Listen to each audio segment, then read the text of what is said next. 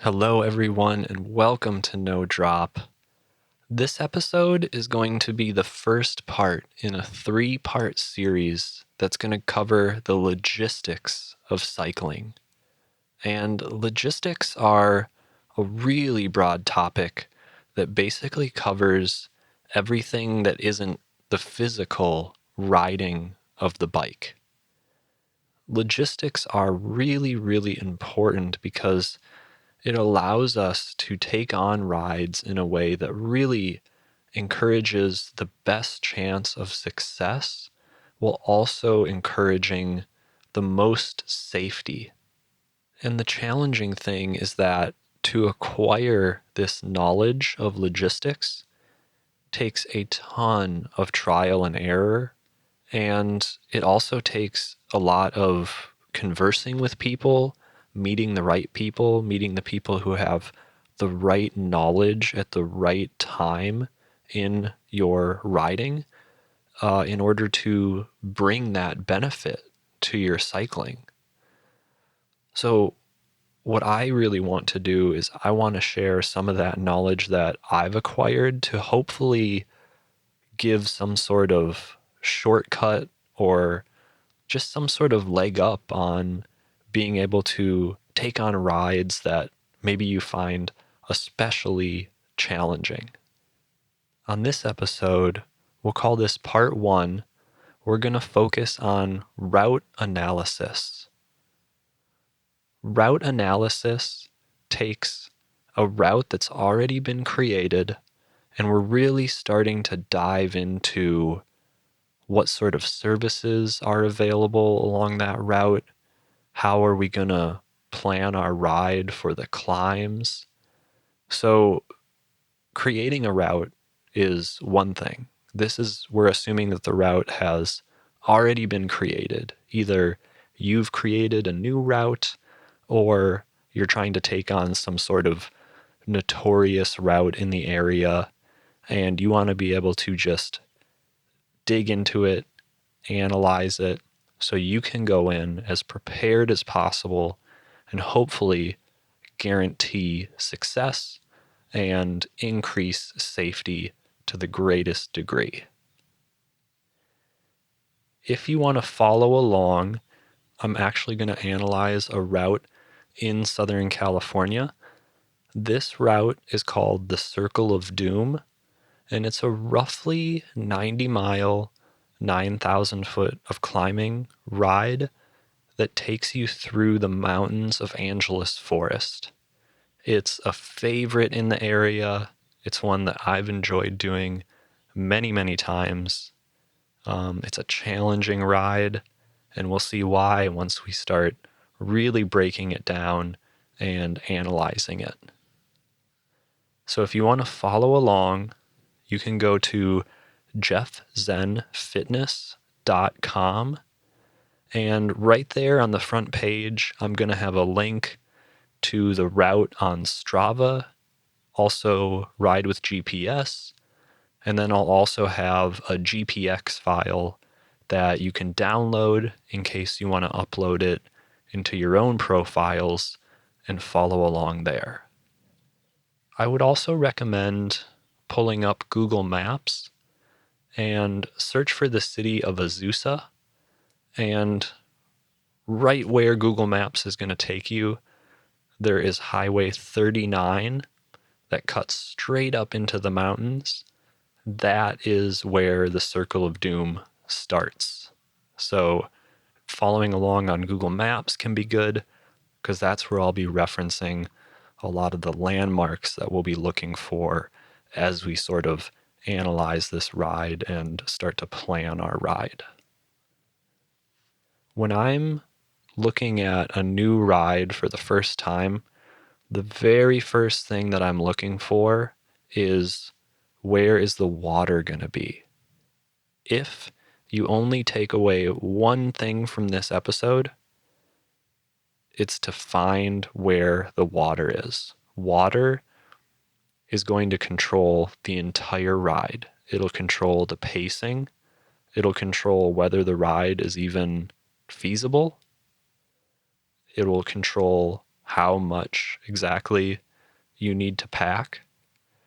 With everything else, mechanical needs, even food, all of that stuff can potentially be packed onto the bike. And it's pretty reasonable to do that. But when we're talking about water, 2 full bottles and a full hydration pack really isn't going to get you that far in the scheme of things. So the most critical thing that we're looking for is, where are the water stops going to be? So let's check our map real quick. Let's look at the route. And remember that the first about 18-ish miles of the actual file that I have on the website, we're not really going to analyze that. That's just kind of getting to the start of the ride. So really where it starts to get interesting is right at the base of the 39, getting up into the mountains. This is when we really need to start paying attention. From a water standpoint, always go into the mountains with full bottles. That's just really good riding etiquette. So we're going to assume we have full bottles going up the 39. And from there, what we're looking for is campgrounds. We're also looking for, either could be potentially markets or stores in the mountains. Now, since I've done this route, I know that Coldbrook Campground, which is a roughly 14 miles from the base of the climb, Coldbrook Campground is potentially the first place to find water. I say potentially because, especially in Angeles Forest, even places that will advertise running piped potable water, occasionally the water will be turned off. Occasionally water in the area gets contaminated, and so they don't advise drinking it. So Coldbrook might be an option. And then I see, as I get further up, there's this road, North Crystal Lake Road, that goes off the route. But what makes this really appealing is I see Crystal Lake Cafe at the top of that road. Anytime I would see a cafe or a store, I would check to see if they had a website to check their hours. This would be a really good sign to me that this would be a good water spot. This would be a place that I could definitely plan on water being. Now, if by chance I got there and there was not water, at this point I would end the ride.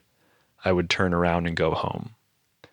Because Crystal Lake Cafe is approximately 22 miles from the base of the 39, and it's all climbing. So that is going to be a very long ride. That's going to be very strenuous. If I'm doing it during the day, it's probably going to be warm. So if I couldn't find water at this spot, I would get out of the mountains and I would analyze this route further to see if there were any water spots that I potentially missed. But let's assume that we can get water at Crystal Lake Cafe. So now that I've got my bottles refilled, I'm getting back on the route, and I'm taking this route further up to the 2. Now I'm heading west. I see a couple places along here that say campground, picnic area. So I would click on like this Buckhorn campground that's at approximately mile 50. I would definitely research that to see what the likelihood of running potable water would be. But having done this route before, I know that the next guaranteed spot to get water would be Red Box at the base of Mount Wilson. That is a very long time. That is 33 miles from Crystal Lake Cafe, where we potentially last filled up our bottles. So that would be challenging, but those would be the water spots that I know I could rely on getting into the mountains, okay? So now I pretty much have my water situation figured out. So next, and this is a non-critical part of route analysis, next I would start to think, where is the food? Like I said, we can always pack enough food to last the whole ride, but if we're looking to travel light, potentially we want to be fast, really to be able to carry as little as possible, that is always appealing. But it's only a good idea if the infrastructure exists on your route to allow that to happen. So we'll go back to that Crystal Lake Cafe. Since this is a cafe and it's kind of a market, I would bank on there being food at the Crystal Lake Cafe. Besides that, though, that's the only food spot. So this ride might have to be sort of a hybrid where you're packing most of your food, and then maybe you could plan on getting some heavier items like a soda. They even have like a kitchen in Crystal Lake Cafe, so you could get a burrito or a burger or something like that. You could plan on getting something that isn't feasible, it's not reasonable to carry on your person. And then through the rest of the route, there is no reliable food. So I would really plan on having all of my food packed on me. And I would focus on lightweight foods. I would focus on things that need to be mixed with water, just to keep my travel weight down. Really calorie dense processed foods. And then just use that cafe to sort of fill in the gaps. But I would not rely on that store to provide a substantial amount of my food requirements for this ride. So now we have our hydration figured out. We know where to look for water. We have our food figured out. We're either going to pack as much as we need, or we might plan on subsidizing a little bit of our food supply at that cafe. So the only other thing to do in analyzing a route is to begin planning how you're going to pace this ride.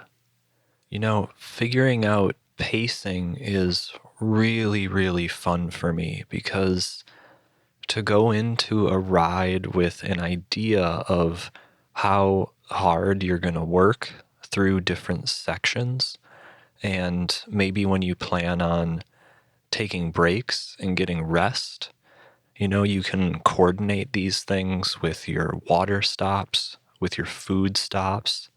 So it just gives me an idea of how hard do I want to be working in each section and what kind of recovery can I expect throughout the ride. So that would be time off the bike to recover.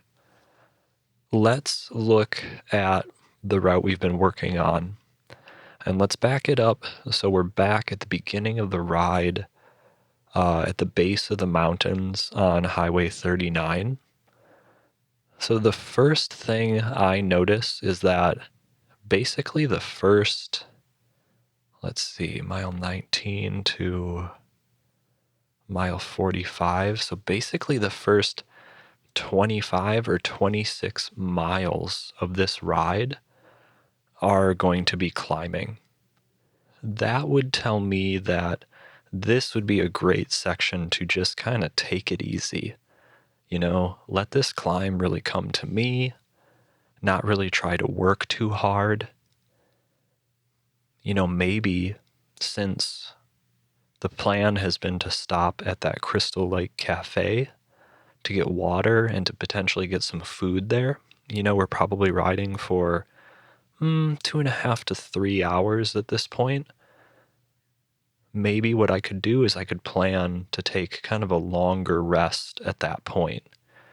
If I wanted to do that, that would open up the ability maybe towards the top of this climb, maybe the last, kind of 3 or 4 miles up to that Crystal Lake Cafe. Maybe I put in a little bit of intensity to that section of the ride with the idea that I am going to take some time to recover, eat food, hydrate once I'm at that cafe. So, I'm taking it easy for most of the climb. Maybe I'll test myself a little bit getting to the cafe. After I've rested, let's think about it. If we're doing refilling water, hydrating, and possibly eating some food, this could be a 20 to 30 minute break at that cafe. That's a good amount of recovery time. And then from there, we have another, let's see, it looks like about 6 miles of climbing after that. So at this point, I've had some food, I've had some time to rest. I would not go really hard. On big rides, you'll never find me going hard. But through this section, I might try to push a little bit harder than I was on the initial climb coming up the 39. Because once I get back up to the 2 and I'm heading west, I've got some rollers here. You do have to get to the highest point of the ride, which is this area called Cloudburst. But compared to what we just went through, these climbs are pretty tame in comparison to climbing up the 39. So I'm going to try to keep my consistency up. There's no stopping through these sections. Really, I wouldn't plan on stopping until that red box area that has water. So from the cafe to red box is about 32 miles. And a lot of it is those rollers, and then we're starting to descend. So you could probably plan on this being, 2.5 hours of riding, maybe a little bit more. And that would be your next long water break. So through that section, through those rollers, through those descents, I'm just trying to keep nice, continuous speed. And then once I get to red box, now I've got another break, okay? I could sit, I can replenish my water, I can get a good, 30 minute break. And from there, finish off the ride. That sort of works in 2 extended recovery periods into this ride. And really, as I'm looking at this route, especially with how intense this climbing is, any time that I felt like I needed a break, if I just need to get off my bike and stretch even, I would give myself that time. I would probably limit those to shorter breaks when I do go into planning. And this is where you have to know yourself and really know what you're personally capable of and what kind of riding you enjoy the most. I would give myself breaks, but I would keep them short. I would make them maybe 3-5 minutes and really just kind of keep moving consistently. If you're someone who likes to challenge yourself a little bit more from, a moving speed standpoint, you could construct your ride so you're taking more breaks and maybe you're trying to work harder in more sections of the ride. So, You really just have to kind of have an intention of what kind of riding you want to do and start to plan your pacing to make that happen. And then after Red Box, continue the descent. And I know there's just a little tiny kicker back up to Clear Creek. And then from there, you just kind of sail down the 2 and drop into La Cañada Flint Ridge. And at that point, when you've gotten to the base of the 2, that is technically the end of the Circle of Doom. The Circle of Doom isn't actually a circle at all. It starts at the base of the 39 and it finishes at the base of the 2. But it's still called the Circle of Doom. I guess the Horseshoe of Doom doesn't sound quite as appealing or badass, but that would be pretty much the end of the ride. And then from there, you're back in civilization. You know that there's going to be gas stations, markets, whatever you need, you now have access to it again. So from that point on, we really don't need to break down or analyze this ride in any way because all of the variables, all of the unknowns, all of the challenges have been removed at that point. So when we're thinking about analyzing routes, and this is something I would encourage everybody to do with every route they take on, just for practice. So the first thing, the critical thing, is find where the water is going to be. Next, we want to find where the food is, or do we need to pack all of our own food? And then last is we want to start to plan how we're going to pace this ride, and we want to go in with an idea of where we need to be pushing, where we need to take it easy, where we need to recover, all of those things, those 3 things. If you can analyze a route using those 3 ideas, your riding will be far more successful, safer, enjoyable. It's such a great way to level up your cycling. And it just takes a little bit of planning ahead of time. And just kind of what we just did, just kind of looking at some maps, getting an idea of what sort of terrain you're getting into. You know, one other thing, a sort of more advanced part of route analysis would be planning the route for temperatures and for the time of day. This might not make sense for every ride, but especially rides that get over, 12 hours or so, you really want to be thinking of when is the peak heat going to be hitting and where am I going to be riding? Am I going to lose the sun? Is the sun going to set at any point? That is a bit of a more advanced part of route analysis, but as my rides have gotten bigger and longer and gone further, those are additional ways that I've started to analyze how do I make this route happen? Or how do I adjust this route to have it make sense with the temperatures of the day and even with the time of day? So that is how I analyze every route that I do. It's a pretty simple process, but I've built it into just sort of a ritual that I do, either a few weeks or even just a few days ahead of whenever the ride is supposed to be happening. It's just a really great ritual that I've just built into my workflow in preparing for rides, especially big rides.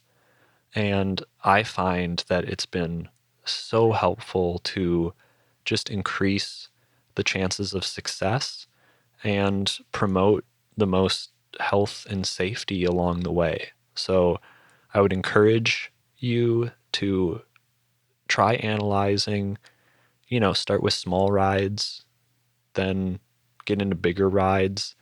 And the best thing to do is just to sort of make it a habit and, even pull up routes that you might not be ready to do, but just sort of break them down and analyze them and get that practice of learning how to connect with the route and the map and the resources that are available to you, and just have that education and knowledge going into any route that you take on.